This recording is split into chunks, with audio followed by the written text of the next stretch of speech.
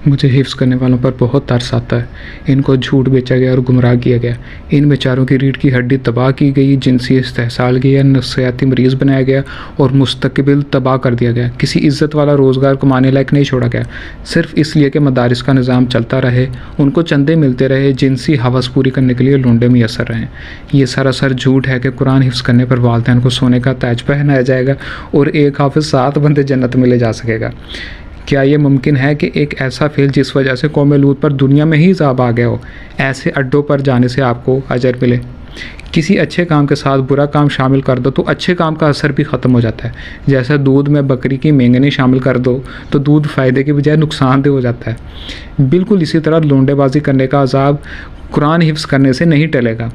मौलवी तबका मुसलमानों को 1000 साल से गुमराह करता चला आ रहा है, लेकिन ऐसा ब्रेन वाश किया हुआ है कि लोग फिर भी उसी से दीन लेते हैं।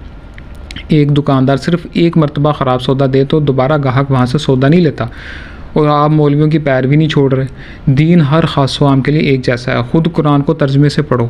हिदायत की शर्त तकवा और अकल है। अगर ये दो चीज़ें नहीं हैं तो चाहे जितनी मर्ज़ी अरबी सीख लो, अरबी के कायदे तो सीख लोगे लेकिन हिदायत नहीं मिलेगी। जन्नत में जाने के हिफ्ज़ करने के अलावा 1000 रास्ते मौजूद है। कुरान की एक आयत है, जिसने एक जान बचाई गोया उसने सारी इंसानियत बचा ली। करो मुकाबला इस काम का कुरान हिफ्ज़ करने के अजर से। और हिफ्ज़ भी वो जिस दौरान बदफेली होगी कौम लूत वाली, उसका तो अजर नहीं अज़ाब होगा।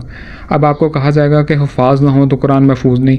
ये जाहल मौलवी आज भी 14 सदियाँ पहले जैसा दौर समझ रहे हैं जब प्रिंटिंग प्रेस नहीं होता था। आज हर घर में कुरान पाक के कई नुस्खे मौजूद हैं बमा तर्जमा। इसके अलावा आप अपने मोबाइल में भी महफूज कर सकते हैं। इंसानों की हिफ्ज़ करने की ज़रूरत नहीं है।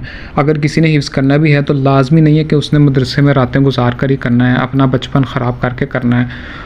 अगर अपने शौक़ से कोई करना चाहता है तो घर पर आसानी से कर सकता है, आरामदेह कुर्सी पर बैठ कर सकता है, बगैर मौलवी की मार खाए और अपना सुराख पेश किए बगैर।